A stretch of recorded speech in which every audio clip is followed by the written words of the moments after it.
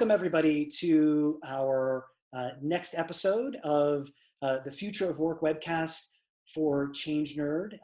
I am your humble master of ceremonies, Anil Saxena, and today we have a really special episode of the Future of Work webcast. We're going to be talking about mental health and the future of work, and I am fortunate enough to have two very special guests. Jonathan Eisler and Jody Elliott from Perspectives Limited. And I'm going to let them do any more introductions that they want, and then we will just dive in with questions. And for those of you that have joined in on the conversation already, happy to, if you have questions or you want to make comments or anything like that, please go ahead and do so in chat. Okay? So, Jonathan, Jody, anything else we should know about you?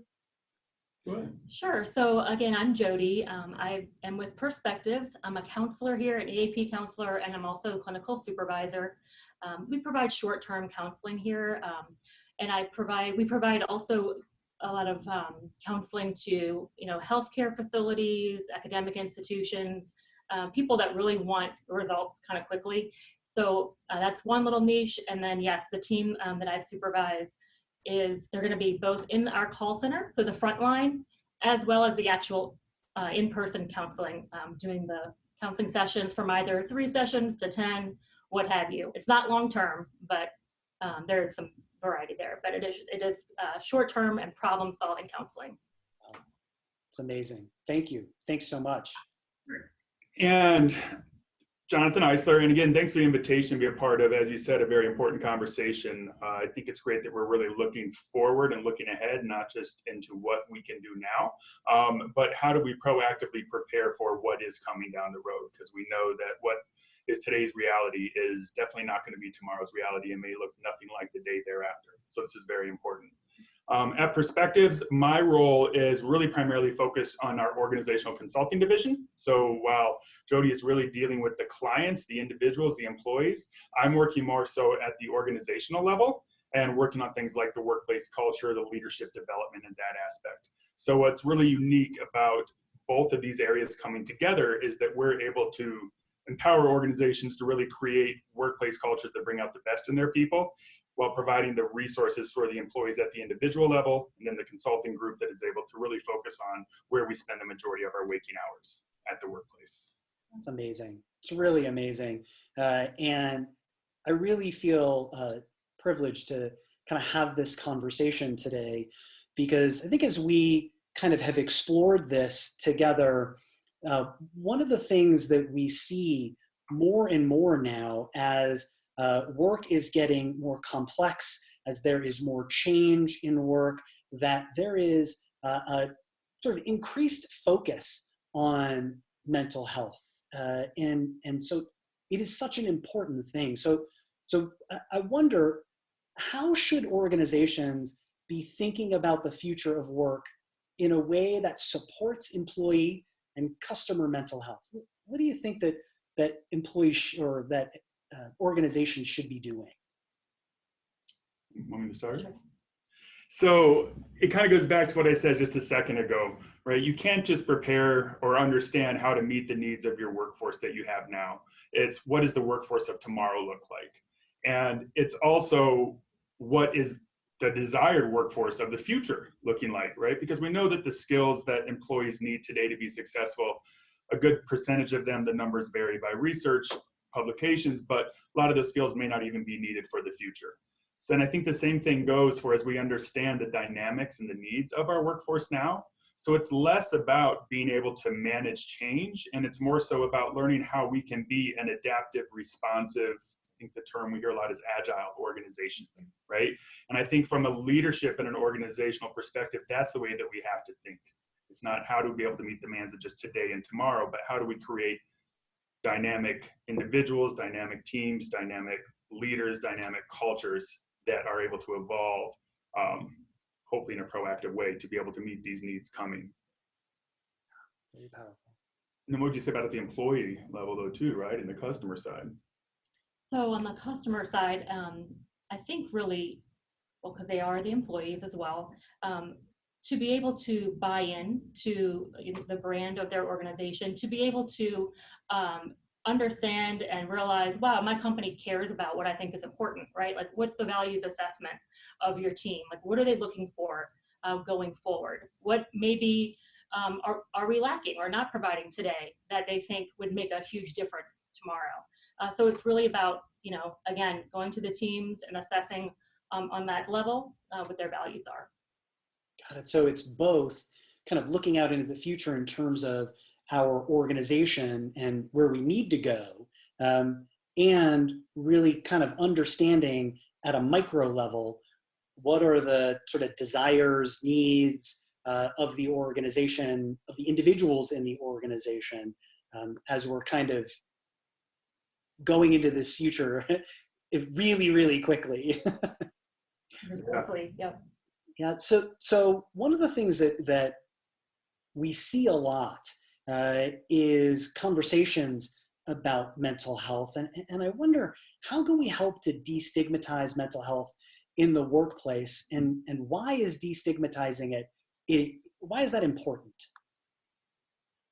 So destigmatizing is going to be is a huge priority. It needs to be at the top, really, because what is associated with stigma is shame.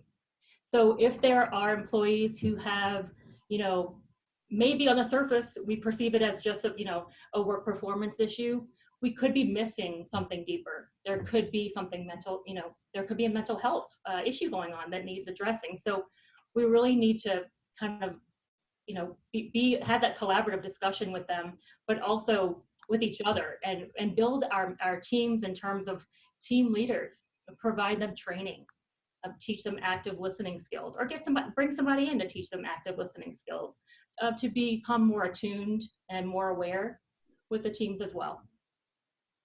The one piece that I would build on that is exactly what you said, Jody, is that's where it needs to start, right? So to the prior question about how can we adapt, how can we prepare for the changing workforce? If we're not talking about it, how are we even going to know how to start even having the conversation about preparing for it, right? So I would absolutely agree that that's ground zero. That's where we have to start, and figuring out how to really destigmatize it.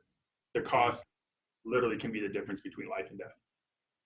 Yeah, that's really interesting. And that whole idea of really giving leaders a whole different set of skills, right? To be able to have those kinds of conversations, and to make it okay, right? To have those kinds of conversations. I think what we hear a lot in the conversations that I've been having lately about the future of work is this idea of inclusion, and really having people be able to bring sort of their whole selves or their best selves to work. So do you think this fits into that conversation as well? Absolutely. I think it does. Yeah. I mean, it's such an important part of who our employees are, of who we are, of who leaders are, of who everybody is, that, yeah, whether you acknowledge it or whether you bring it there or not, it's there. So let's at least put it out on the table so that we can talk about how to reduce any types of potential detrimental effects and be able to get the people the resources that they need. We talk about 401ks and healthcare and retirement plans and FMLA and all this maternity leave, paternity leave, all this other type of stuff. We need to be talking about mental health at, if not above, that same level. Absolutely. Yeah, the discussion about dental and visual in that same conversation can be mental health. What copays are, what your EAP might be, how to get started with that. The fewer elephants in the room, really, or elephants in the organization, the better. And the more optimally functioning people are going to be, right? The organization is going to be. So you definitely, just want to start the conversation and identify key people who will help kind of build from that. Yeah, I love that. And that notion of, right, you don't want too many elephants in the room, right? Or else there's no room for anything else. And the other thing that I think is really brilliant about what you're saying is we talk a lot about, our physical health, right? There's no stigma around someone with diabetes taking insulin, right? But somehow there is this, or can be this stigma around someone with a mental health challenge. And so making that sort of top priority is really, really important to bring that out into the open. So very interesting. And so I know that there's a lot of change in the organizations that we see, and probably a lot of the organizations that you work with. And that causes a lot of stress. But there's a difference, right, between stress and mental health, right? So help us understand what's the difference between the two, and why does that difference matter? Really want to help organizations understand what levels of workplace stress there is, and then but just quantifying the level of stress is only a piece of it, because then we also look at how is stress manifesting itself, cognitively, behaviorally. There's a few other different ways here too that stress can manifest itself emotionally. My point in saying that is just because there's a high level of stress doesn't mean that it's going to be having negative impacts or outcomes on individuals. A lot of it has to do with the person's mindset about what stress actually means and what it does for them. Some people thrive on it. We've done assessments of teams that have extreme levels of stress, which if you stopped reading the report at that point, you're like, they've got to just be like under their desk, hiding and shaking. Right? Then we look at the part of our assessment and says it's minimal to nothing as it relates to negative outcomes from the stress. Now, this one organization I'm thinking of specifically, it was interesting. Once we did a deeper dive and started meeting with the team, they were web developers, and they had a very stringent approach they did Scrum project management. So it's just like that short bursts, right? Sometimes they do a week or a 2-week sprint in Scrum project management. This organization did 24-hour sprints, so it was really high paced. But they knew that this was their culture, and they actually had a very intensive assessment process of people that they hired. So they were hiring people that were able to handle that stress and that actually thrived in that. So then once we understood that, that made sense why, yes, they were all under stress, but it was having basically zero negative impact. So it's about our mindset. It's about our ability to cope with stress, which is then impacted by how we think of it, which is then impacted by our mental health and our ability to it, I would say. Yeah, absolutely. I think piggybacking on what Jonathan was saying, I do think there are a lot of people who will look at stress as fuel. Like, this is going to drive me. This is going to make me, kick butt and meet my deadline, or, exceed it by a week. I'm gonna, they're just gonna have all these goals that they're going to accomplish because they just happen to be a pretty resilient person, right? So there's a positive, appearance of stress, but there's also going to be, stress that is concerning, right? So it's going to be like an acute reaction to usually a symptom or a work situation. Generally, how we know the difference between stress and between something diagnosable, like a mental health condition, like anxiety, for example, is persistence, right? So if it persists for longer than 2 weeks, that's really cause for concern. But to be honest, right? So some people might be like, oh, okay, that's when I should be concerned as a manager, right? Maybe that's when I'll talk to the employee. But really, if your employee appears stressed after like 4 or 5 days, it's even before. Like, you can go, the more transparent and the more just open your communication can be with your employees, they'll feel like, okay, I'm not in this alone, right? Like, they care about me, and that could actually be the beginning of a turnaround. So interesting. So the fact that there's stress may not necessarily be a precursor to anything, but it is vital that we're interacting with that, right? And making sure that that either should be there, and that's okay, or it shouldn't be, and that's not okay. Well, and I think it gets back to your earlier question about the destigmatization piece, right? So really what we're talking about here is the openness to talk about this. And as leaders, as employees, we just need to make it something that it's okay to talk about, right? And we're seeing a big shift in this. I think back to when I got into the workforce, we'll just say a number of years ago, it was a little bit different about mental health than it is now, right? Now it's like, what do you mean you don't have a therapist, right? We're seeing this whole change that 10, 15 years ago, it was like, you don't talk about it. That's where you go when things are bad. And that's all changing. Now, there's still some specific segments and industries that thankfully they're starting to change, but we see this within first responders, within police departments. And unfortunately, police specifically have, I think it's 3 times the average death by suicide rate, right? Because up until Illinois just passed this a year ago, but if a police officer went to a mental health professional, they lost their FOID card and their ability to carry a gun. So then they were at desk duty. So of course they don't talk about it, right? Because there was still that stigma. Thankfully, that law changed this past year.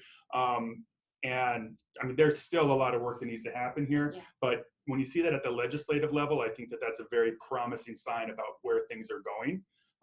But as leaders and managers, it's the ability to talk about it. I had a pretty traumatic surgery last fall, and I was talking to my team and to my employees too, saying, hey, this is something that's pretty intense that I'm going through. So I'm going to reach out to REAP. And it's not sitting there and broadcasting it. It's not that it's a badge of honor, let's say, but it's like, it's okay to talk about this. We all deal with stuff. So leading by example would be another way to say it. Yeah. Yeah. And that's such an important thing, I think, that we are in a time right now where we're in this sort of hyper change, extreme volatility, right? Not just at work, but like you read the news, it's crazy. And so how can we make sure that that we are creating a space in which people can share and talk about those things? So what is it that organizations and leaders can do to support their folks through uncertainty uncertainty right now and the uncertainty of the future? Yeah. You want to start off with this one? This could be an entire hour right here. Right. The first thing that came to mind was kind of more like a planning and projecting standpoint. But for example, like Gen Z, the first graduating college class is going to be this year, right? But they also are going to bring in the highest anxiety rates that employers have ever seen. So we really need to kind of be projecting into the future and predicting and planning, okay, we need to have these things built in a couple of years, because actually now, of course, and yesterday, but do you know what I'm saying? Like, we really need to have this built in, because this is our future, and we need these people, and these are bright folks, but they happen to grow up, checking social media like 30 times a day and being inundated with images such as, school shootings, or just like the volatility, like you said, of where we are in our, with the political climate and social climate and everything. So that's one aspect, is to kind of be in that like projecting, planning mode. But I think first, like presently, we really want to identify like the key leaders or key people in your organization that will help kind of spread that from there and help identify what those goals are. So for example, some organizations might call those key employees like a mental health ambassador, or a mental health diplomat, or an active listener, or something that people know, oh wait, I can talk to that person.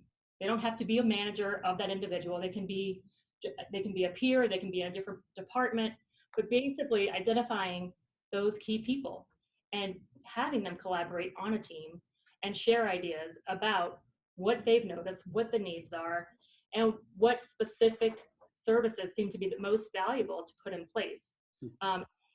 Again, like now, and in a preventative stance, not reactionary, right? So I would also build on that, and we help set up programs similar to this. So in my world, or I should say in the consulting world, we would call this more like a peer support program. And it's very important to A, be able to identify those individuals, but then B, also train them, because we don't want them to feel like they are the ones that are solving the issue, right? The education and we do this with a lot of first responders, we do this with emergency department units, neonatal units, where there's a lot of stress involved with the job. But it's about being able to say, hey, I understand that you may be going through some stuff right now. Here's some resources, right? And it's the same thing as a supervisor. You want to be there for your people, but you don't want to be the one to solve their problem, especially when it gets to mental health or some familial or personal issues, so too, right? So it's having a system, having a process in place, having protocol, and making sure that people are educated too. My guess is you walk into any organization and the employees will point to a couple people that they know they can go and talk to, right? So I think when we understand whether it's formal peer support volunteers or the informal person in your office that you talk to, it's making sure that they also are aware of the resources.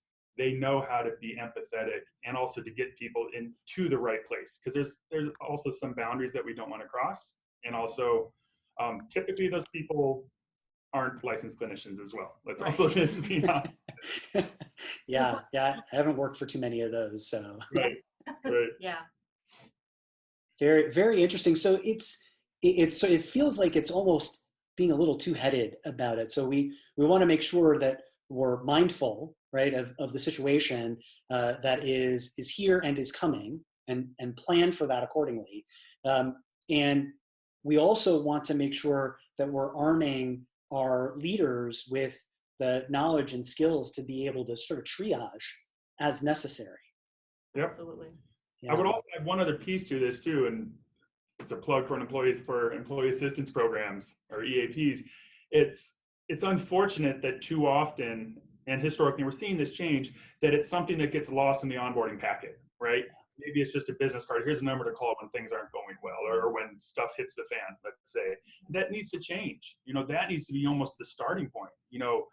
This is a resource. This is for anything and everything in your personal life, your family life, your emotional well-being. It's all about that. It's shifting that whole lens that we look at this through and how it's even presented to our employees. And I think that starts from the employee value proposition even before somebody's hired. It can be on the website, it can be a part of your brand, and it should be that we really are this concerned about the well-being from a whole systems approach of our people. And one of those, of course, very crux, is about mental health. Yeah, that's really amazing. It's interesting to me because, when 401ks were first rolled out 150 years ago, it feels like, right, there was such a low amount of people that were joining 401ks, not because they were difficult to join, but because people actually had to sign up for them. And now we've kind of shifted that so that you have to opt out. And so, right, that participation rate has risen so much. And it makes me think about how we can do that even for EAP programs or programs like this, where we're focusing on people's physical and mental health, that it's almost something that just sort of happens. You just get access to it, get to participate in it as a part of moving up in the organization or moving around. Yeah. Agreed. I have an example to share here. So Jonathan was mentioning earlier about first responders, and we work closely with a lot of first responders. And we are seeing some changes slowly in leadership of certain, whether it's municipalities or what have you, but we have some fire chiefs that recognize the importance of precisely what we're talking about right now, and they have implemented in their departments. Okay, when we have new hires, and even in general, we're going to have everyone do a wellness session. Just like they have to do a physical every year, we're going to also have them do a wellness session. So basically, again, it's like taking off that stigma. It's completely removed. It wasn't even there in the first place, because it's just something that they have to do. And they're able to identify and meet with a person that they could go back to. Like 9 times out of 10, they're going to go to the wellness session and be like, hey, nice to meet you. I'm fine. I feel great. I'm excited about the job. Whatever. But like they definitely will usually remember that counselor, or even just remember the service and how they responded to it and how it made them feel and what they brought back into their jobs. So I do think, even though the need is huge and we need a lot more people to come on board, luckily we are slowly starting to see some change agents like making some serious strides. And within that example, that's a great example, Jody. And it's kudos to these fire chiefs, the heads of these departments too, where they're looking at wellness in the whole systems approach too. So it's that mental health, that mental well-being too. And if I'm remembering right, at least one of the organizations you're thinking of too, this has become a part of their annual. So not just from when they hire people, but also the annual. So they have the physical fitness like assessments, right? Can you still climb the rope, do this other type of stuff? But also, let's just check in and see how you're doing. That's amazing. And it kind of goes to that point, right, where it's sort of, it just happens. And so you're going to participate, and it's not a thing because everybody else is doing it. So, and within that, so that's at the individual level, but there's also that need to provide the training around identifying issues, right? So yes, we talked about specific maybe volunteers of a peer support program, but I think we would both argue that everybody, especially those in supervisory roles, but anybody in an organization should go through that type of training, call it psychological first aid or whatever it may be. I mean, I don't know about, I'm sure you've seen it on the news these last 2 days, that tough video to watch, that mother that takes her son with the mental health issue, takes him to the hospital, and then you see the security guards, and then you see the police department, how they responded. Now, I'm not going to point fingers or blame here, but I think that we could probably assume that both the security of the hospital as well as in the law enforcement, whether they've gone through the training or not, they're going to have some reminders about some of the de-escalation, the mental health piece there too. So I think it's really important to be able to provide, just like we provide CPR training, for our people. It's the same type of a thing. Absolutely.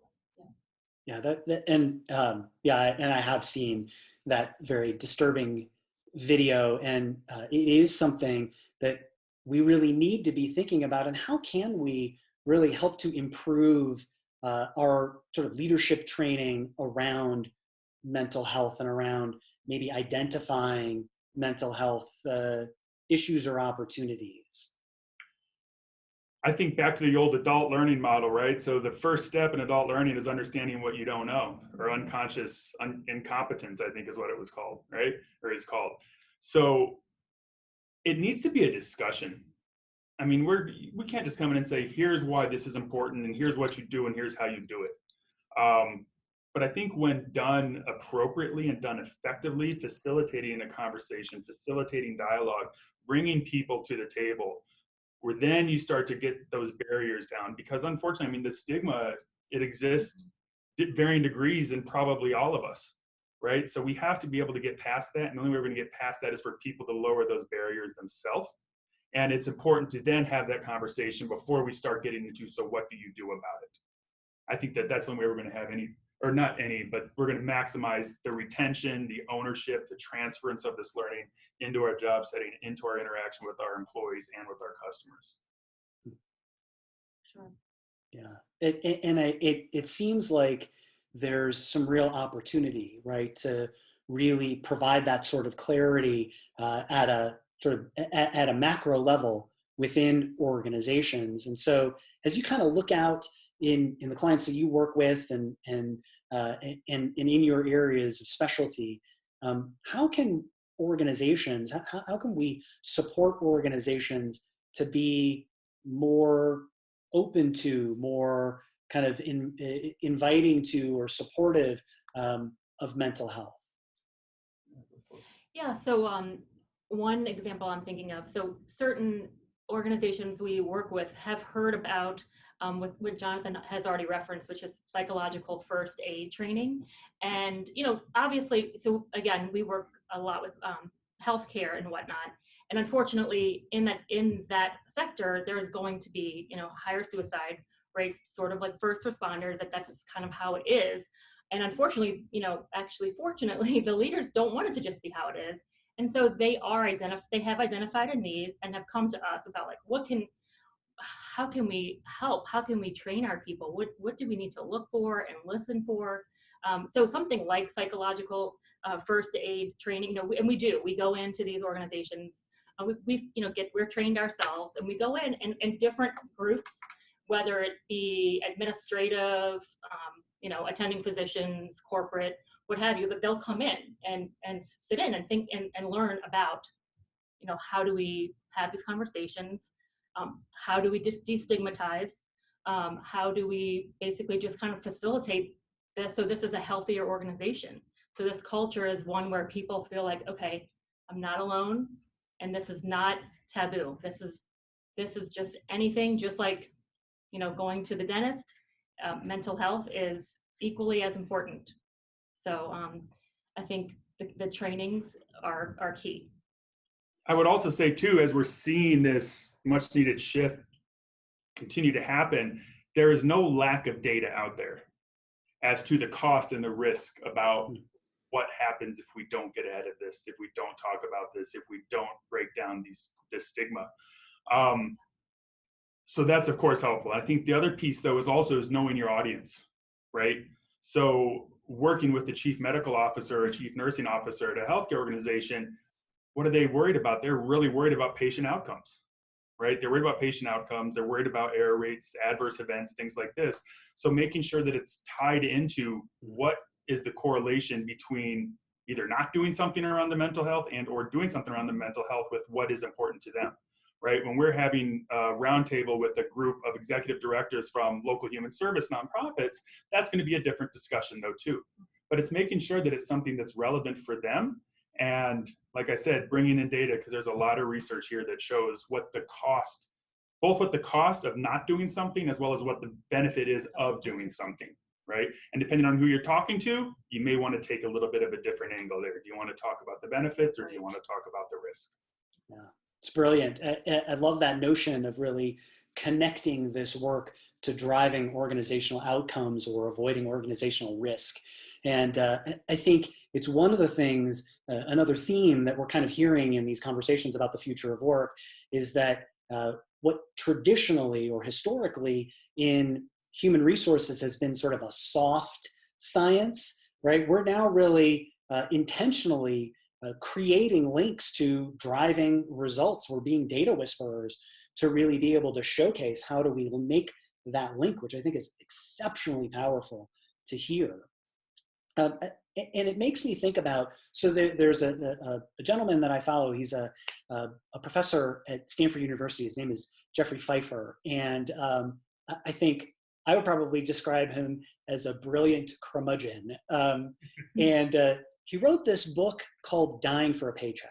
And, you know, tons of research around how, you know, the way that we're working now is really undermining our health, both sort of physical and mental health. And so I wonder, from an individual standpoint, how can we, as individuals, as employees, really begin to kind of take the onus a little bit on ourselves as well to protect our own mental health? What are some things that we can be doing to kind of do that in our workday? I want to get back to that question, but you just reminded me, and by the way, Dying for a Paycheck, I wrote that down. I've got to get that book. But as a kid, there's a poem that my mother really liked that has stuck with me to this day. And I try to remember it every day, but it said, men spend their health in search of wealth. They work their fingers to the bone and spend their wealth in search of health, but all they get's the stone. So it's a lot of the same thing that you're talking about here, right? And I'm of the personal belief that without our health, and within health, just like wellness, I'm putting mental health in there, we're no good to our families, and then we're also no good to our career. So to me, our health and our well-being, physical, mental, needs to be priority number one. Some people may say, well, my family's the most important, or my career's the most important. But what's the old thing, you know, output's only as good as input?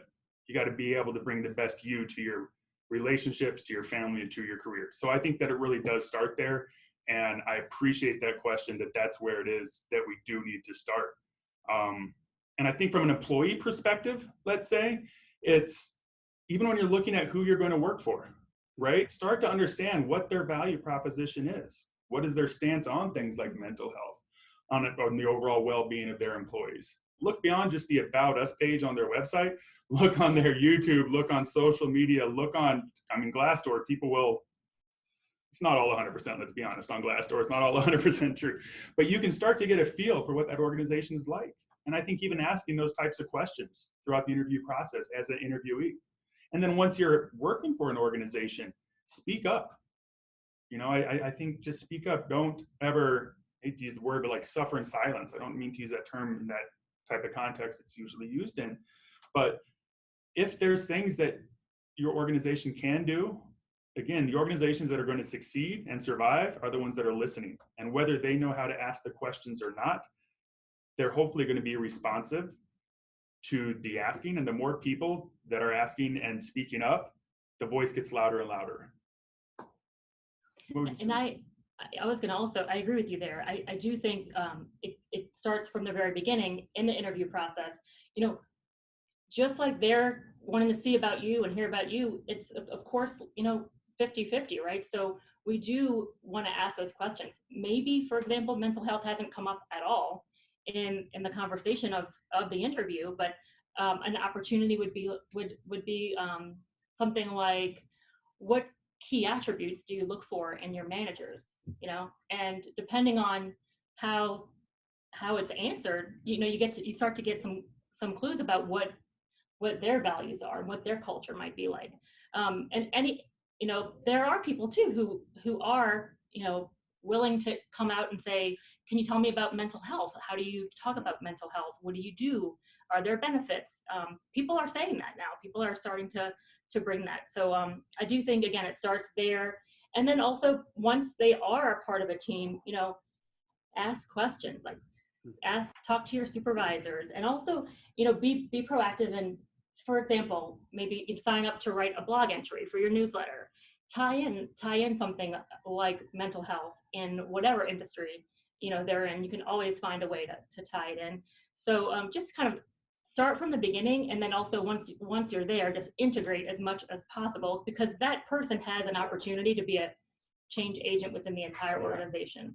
And then he or she or that they'll be a model, of how to continue on and have a conversation. So, And I would even build on that too, even beyond just the context of your job. And again, we're seeing this, so we're a little bit past the grassroots phase, let's say, but just having these conversations socially, with your friends, with your peers, with your family. What does your company do? What's the stance? How do people talk about mental health? What are the reactions to seeing that difficult video of the child or the teenager at the emergency room? Just start talking about that. Like I said, the more people that talk about this, that's how we start to peel back that stigma. And it happens outside of the workplace just as it needs to happen outside of the workplace, in our social settings just as much as in the professional world. Yeah, that's really amazing. And it makes me think about employee engagement kind of in the same vein, right? I think, there tends to be this sort of myopic view, like, engage me. But the onus is also upon us as employees to sort of be engaged or seek out engagement. And I feel like that's kind of the same sentiment that you're sharing, that you got to take a little bit of the onus on yourself to care for your sort of holistic health, right? Mental and physical. And that's exceptionally powerful. And so I want to just ask a couple last questions here. Actually, though, real Yep. quick, I appreciate the tie back to the engagement, because I agree with you. It's a two-way street, right? It's the whole engage me thing. Unfortunately, though, with the mental health piece, it's still, we have a long ways to go, as we're saying here. But if an employee is in an organization that they don't feel that culture is even open to these types of conversations, where they may be ostracized and may be looked down upon, that not only could that be a very, very scary situation for that employee to be in, I hate to say it, but it could also be a volatile situation to be in, right? To bring stuff up. Now, of course, there's legal repercussions and things like that. But so then the other part of it is, and this is probably going to sound really bad to say, but if you're at a place where people aren't getting the type of support that they need, it may not be the best fit for everybody, right? Especially if they are somebody that may need some additional support, and they either have that self-awareness, or others in their social circle or their familial circle know that. But again, those organizations, I would be willing to put money on the fact they won't be around in 5 years. The ones that aren't willing and aren't able to change. But that would be a very scary situation. Yeah. No, and I appreciate the clarification. yeah. I appreciate the clarification too, because I do think that it's different, right? There is still that stigma around mental health, unfortunately, and it's good clarification. So as you're thinking about, right, if you could kind of look in your crystal ball, what are some things that you are excited about in terms of this conversation and the future of work, sort of mental health and the future of work? What are some things that you're noticing that you're seeing are kind of great things on the horizon? Go ahead.